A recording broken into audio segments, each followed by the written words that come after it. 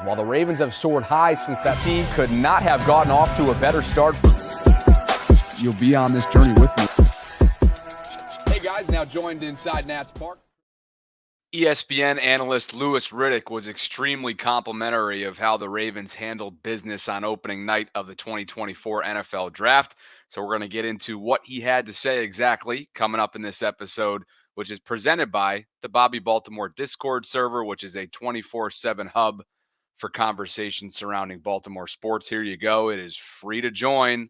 It's up on the screen right now. There's an access link included in the show notes below. We're talking Ravens. We're talking Orioles. We're talking general chat. I mean, Lord knows what goes on in here, just random things. There's a swag showcase section. You can go voice chats, a little bit of everything. I'm going to continue to expand this. Of course, this was our giveaway from the other night to celebrate opening night of the draft. We were giving away signed Kyle Hamilton memorabilia, thanks to my friends at Preston Automotive Group. But anyway, would love for you to check it out. It really is a 24/7 hub for conversations surrounding Baltimore sports. So check that out and consider joining for free today in the show notes below. Thank you so much for a fantastic 3 days of coverage. You guys were incredibly interactive and engaged, and viewership. We couldn't have been more thrilled with just the overall performance over 3 days. So thank you, thank you, thank you. Of course, there's going to be reactionary content for the next several days as we begin the first week after the draft. And of course, the calendar is going to flip to the month of May, where we'll have the schedule release and OTAs kickstarting, and minicamp will be in June. So lots coming up. But without further ado, ESPN analyst, former player Louis Riddick, who was on hand in Detroit for the draft, gave the Ravens a very significant, I would say, compliment for how they handled business opening night, meaning Thursday, round one in Detroit. Great night last night. I think Baltimore always winds up having great nights because Nate Wiggins, the selection of him at 30.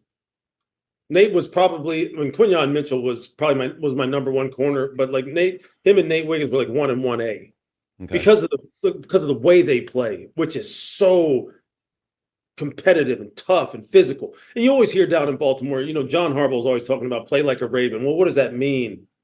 Well, I think if you turn on the tape of Nate Wiggins at Clemson, you'll see what it means. You watch the North Carolina game where he tracks a dude down from 15 yards behind when he could have easily given up on the play. That's what it means. When you watch him covering Keon Coleman and Johnny Wilson at Florida State, and then he'll go in the slot and cover guys like Tez Walker from North Carolina, totally different body type, and shut them all down.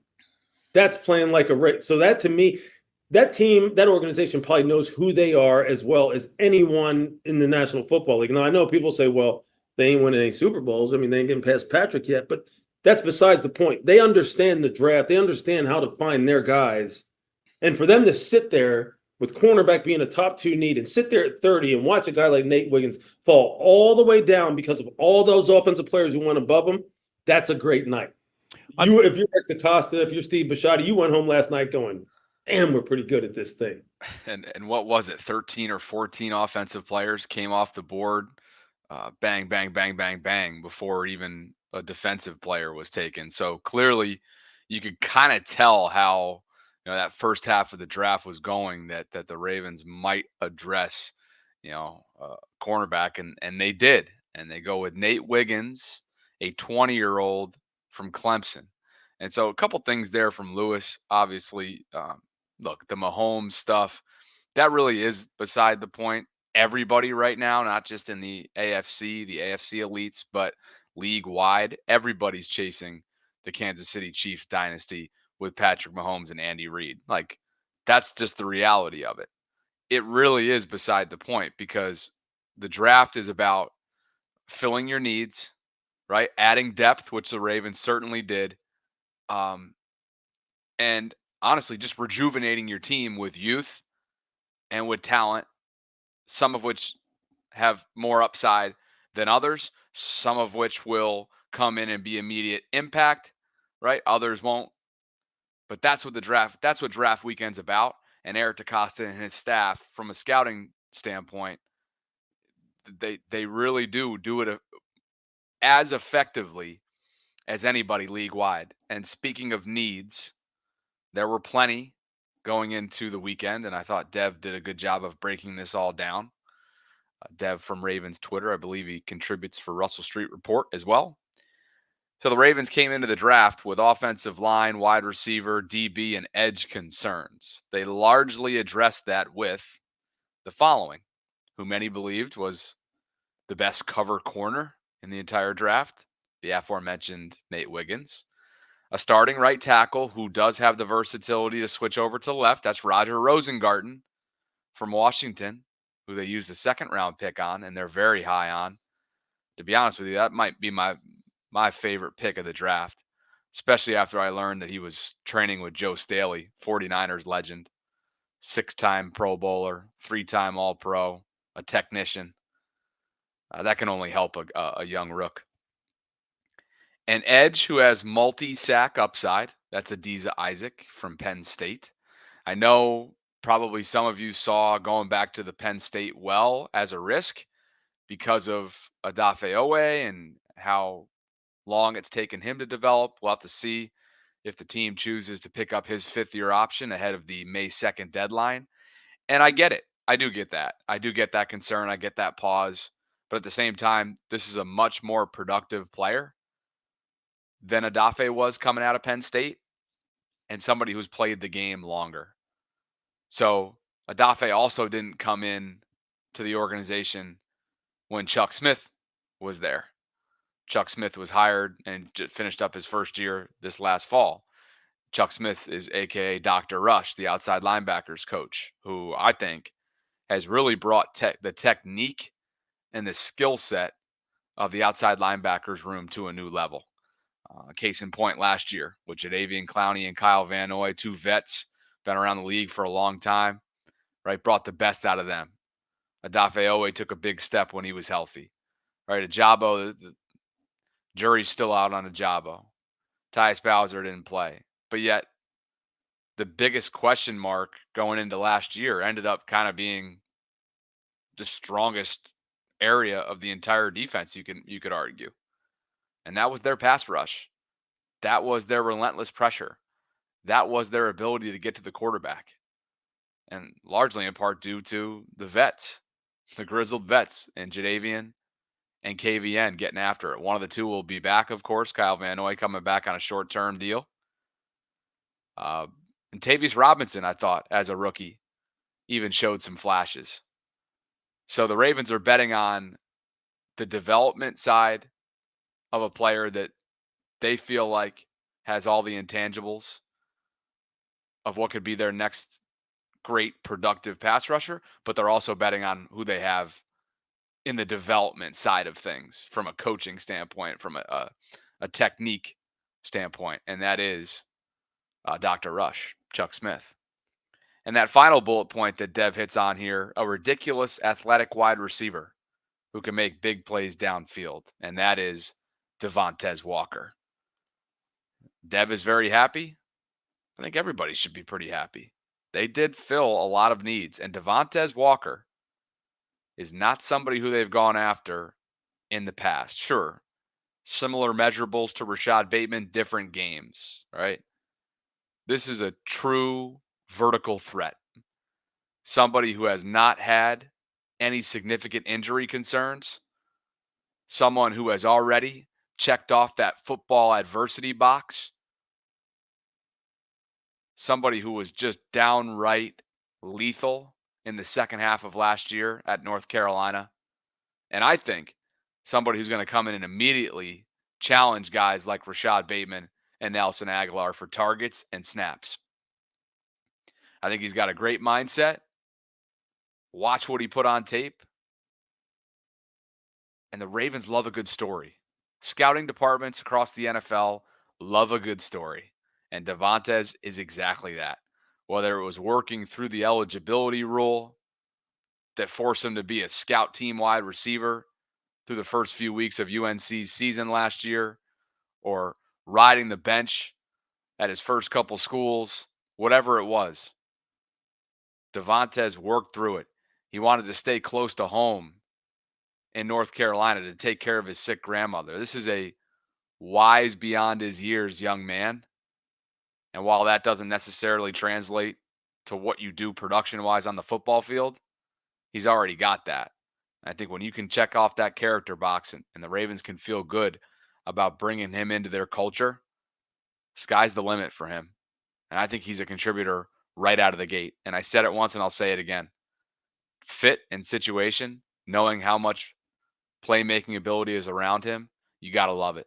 You're a 4th-round pick, okay? I'm sure you felt like you should have been off the board sooner, but you weren't. So you're coming in with a chip on your shoulder, yet there's zero pressure externally because you're not a first-round pick, right? You're somebody who, yeah, absolutely, there's going to be expectations, but you don't have the lofty, right? Sometimes overwhelming expectations that go hand in hand with first-round picks. And that to me is a major win for Devontae Walker. Outside of that, of course, this is your 9-man draft class. No trades for Eric DeCosta, somewhat of a surprise. But this is your group, and Sarah and I are looking forward to kind of diving into each one of these individually over the course of the next couple of weeks as we get ready for OTAs, minicamp, and everything kind of kickstarting the offseason program. I will tell you, too, in terms of deep dives individually, Sarah and I did exactly that last night on our day 3 full weekend recap. So go check that out if you haven't already done so in the archives under the live tab. One quick little update here, just because I know some of you I'd seen on social media were calling for Mekhi Becton, or at least calling on the Ravens to look at him. And the Eagles continue to stack. They continue to add. They continue to pay up. What an offseason for Philadelphia. Don't know what it's going to translate to, but they're definitely going to be dangerous. So former Jets first rounder Mekhi Becton, he plans to sign a 1-year deal worth up to $5.5 million with the Eagles. That's pending a physical, and he's expected to be their swing tackle. The Ravens have that in Patrick McCary, but I know some of you just probably can't sleep at night without knowing who Ronnie Stanley's eventual replacement is. And I get it. He may not be on that roster. Roger Rosengarten might just be your future starting right tackle as early as week 1, I might add. But this is one less guy that's out there. Look, they're riding with Ronnie at left, right? We'll see who gets left guard. Perhaps that's Andrew Voorhees. We know Tyler Linderbaum's the centerpiece, literally and figuratively. Maybe Ben Cleveland's your starting right guard. And perhaps either Daniel Falele or Roger Rosengarten get right tackle honors. But the bottom line is they have depth. They've got the big rookie tackle or second-year tackle soon to be out of Oregon, Big Sala from a year ago. Not sure if he's a candidate to make the team. We'll have to see. You've got Patrick McCary, of course. I mentioned Falele. He's going to be in a training camp battle with Rosengarten, you think. And there's other pieces out there as well. Josh Jones they brought in. So they've got depth. There are some question marks, but I think as of right now, you can feel pretty good about that projected starting offensive line that I just ripped off of Stanley, Voorhees, Linderbaum, Cleveland, and potentially Rosengarten. And if not, Falele will be more than capable. Serviceable probably is the right word for that. By the way, if you missed this from, I think, what was this, opening night? Yeah, opening night. Marlon Humphrey called his shot. There was a bunch of corners that were available when we had him on our show. Kool-Aid McKinstry, Cooper DeJean, Nate Wiggins.